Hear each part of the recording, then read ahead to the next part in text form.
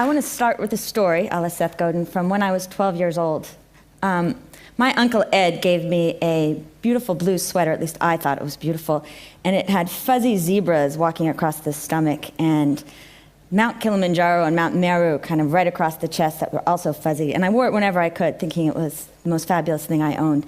Until one day in 9th grade, when I was standing with a number of the football players, and my body had clearly changed, and Matt Mussolino, who was undeniably my nemesis in high school, said in a booming voice that we no longer had to go far away to go on ski trips, but we could all ski on Mount Novogratz. And I was so humiliated and mortified that I immediately ran home to my mother and chastised her for ever letting me wear the hideous sweater. We drove to the Goodwill, and we threw the sweater away somewhat ceremoniously, my idea being that I would never have to think about this sweater nor see it ever again. Fast forward, 11 years later, I'm a 25-year-old kid working in Kigali, Rwanda, jogging through the steep slopes, when I see 10 feet in front of me a little boy, 11 years old, running toward me wearing my sweater. And I'm thinking, no, this is not possible. But so curious, I run up to the child, of course scaring the living bejesus out of him, grab him by the collar, turn it over, and there is my name written on the collar of this sweater. I tell that story because it has served and continues to serve as metaphor to me about the level of connectedness that we all have on this earth. We so often don't realize what our action and our inaction does to people we think we will never see and never know.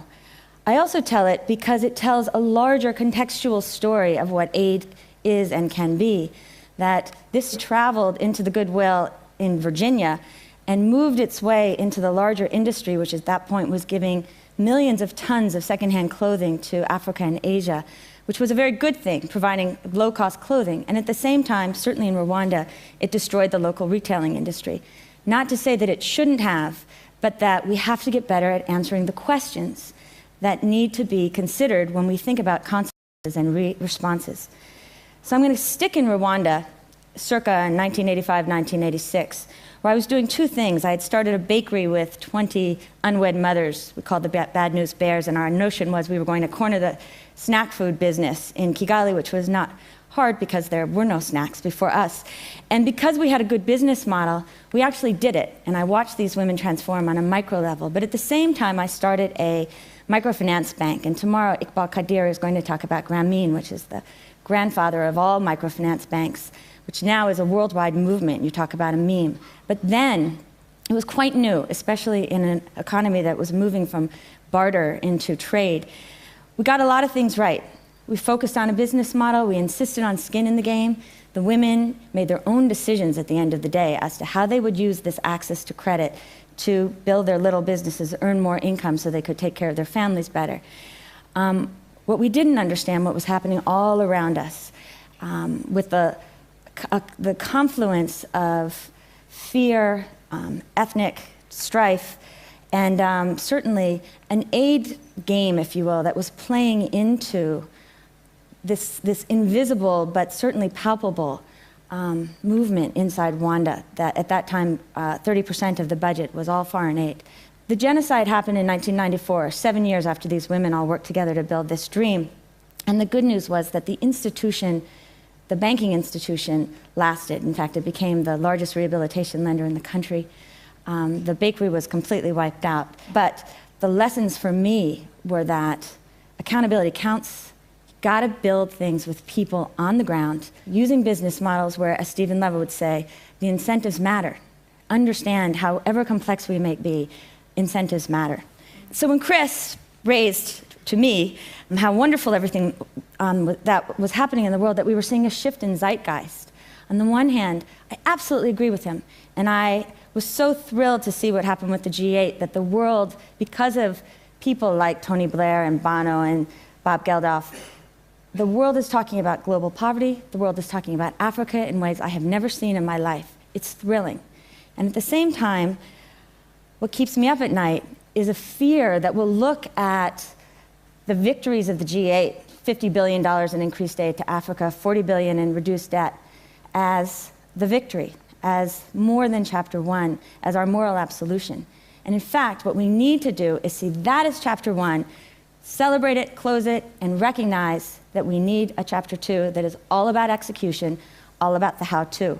And if you remember one thing from what I want to talk about today, it's that the only way to end poverty, to make it history, is to build viable systems on the ground that deliver critical and affordable goods and services to the poor in ways that are financially sustainable and scalable. If we do that, we really can make poverty history. And it was that whole philosophy that encouraged me to start my current endeavor called Acumen Fund, which is trying to build some mini blueprints for how we might do that in water, health, and housing in Pakistan, India, Kenya, Tanzania, and Egypt. And I want to talk a little bit about that and some of the examples so you can see what it is that we're doing.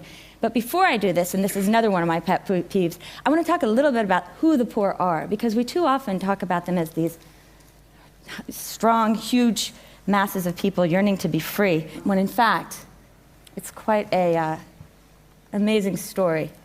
On a macro level, 4 billion people on Earth make less than $4 a day. That's who we talk about when we think about the poor. If you aggregated it, it's the 3rd largest economy on Earth, and yet most of these people go invisible. Where we typically work is people making between $1 and $3 a day. Who are these people? They are farmers and factory workers. They work in government offices. They're drivers. They are domestics. They typically pay for critical goods and services like water, like healthcare, like housing, and they pay 30 to 40 times what their middle-class counterparts pay. Certainly where we work in Karachi and Nairobi. The poor also are willing to make and do make smart decisions if you give them that opportunity. So 2 examples.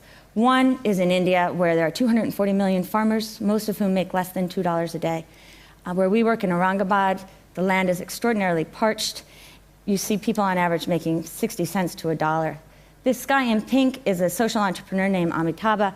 What he did was see what was happening in Israel, larger approaches, and figure out how to drip irrigation, which is a way of bringing water directly to the plant stock.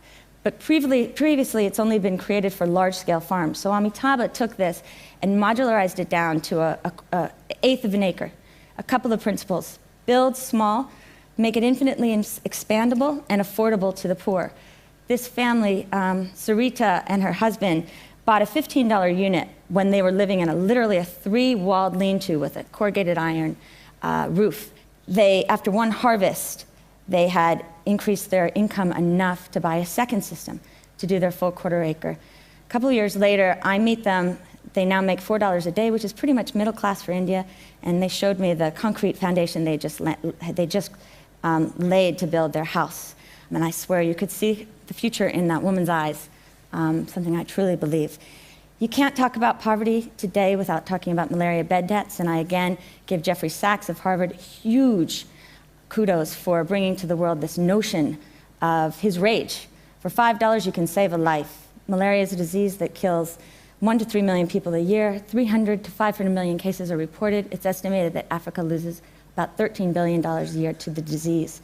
$5 can save a life. We can send people to the moon. We can see if there's life on Mars. Why can't we get $5 nets to 500 million people? The question, though, is not, why can't we? The question is, how can we help Africans do this for themselves? A lot of hurdles. 1, production is too low. 2, price is too high. 3, this is a good road right near where our factory is located. Distribution is a nightmare, but not impossible. We started by making a $350,000 loan to the largest traditional bed net manufacturer in Africa so that they could transfer technology from Japan and build these long-lasting 5-year nets. Here are just some pictures of the factory. Today, 3 years later, the company has employed another 1,000 women. It contributes about $600,000 in wages to the economy of Tanzania. It's the largest company in Tanzania. The throughput rate right now is 1.5 million nets, 3 million by the end of the year. We hope to have 7 million at the end of next year. So the production side is working. On the distribution side, though, as a world, we have a lot of work to do. Right now, 95% of these nets are being bought by the UN and then given primarily to people around Africa. we're looking at building on some of the most precious resources of Africa, people, they're women. And so I want you to meet Jacqueline, my namesake, 21 years old. If she were born anywhere else but Tanzania, I'm telling you she could run Wall Street. She runs 2 of the lines and has already saved enough money to put a down payment on her house. She makes about $2 a day. Is creating an education fund and told me she is not marrying nor having children until these things are completed. And so when I told her about our idea that maybe we could take a Tupperware model from the United States and find a way for the women themselves to go out and sell these nets to others, she quickly started calculating what she herself could make and signed up. We took a lesson from IDEO, one of our favorite companies, and quickly did a prototyping on this. And took Jacqueline into the area where she lives. She brought 10 of the women with whom she interacts together to see if she could sell these nets $5 a piece, despite the fact that people say nobody will buy one. And we learned a lot about how you sell things, not coming in with our own notions, because she didn't even talk about malaria until the very end. First, she talked about comfort, status, beauty. These nets, she said, you put them on the floor, bugs leave your house. Children can sleep through the night, the house looks beautiful, you hang them in the window, and we've started making curtains. And not only is it beautiful, but people can see status, that you care about your children. Only then did she talk about saving your children's lives. A lot of lessons to be learned in terms of how we sell goods and services to the poor. I want to end just by saying that there's enormous opportunity to make poverty history.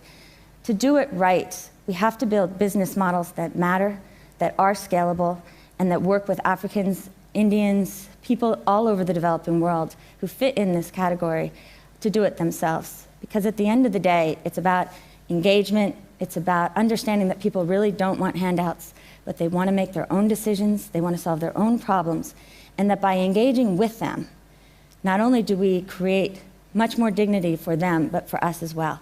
And so I urge all of you to think next time as to how to engage with this notion and this opportunity that we all have to make poverty history by really becoming part of the process and moving away from an us and them world and realizing that it's about all of us and the kind of world that we together want to live in and share. Thank you.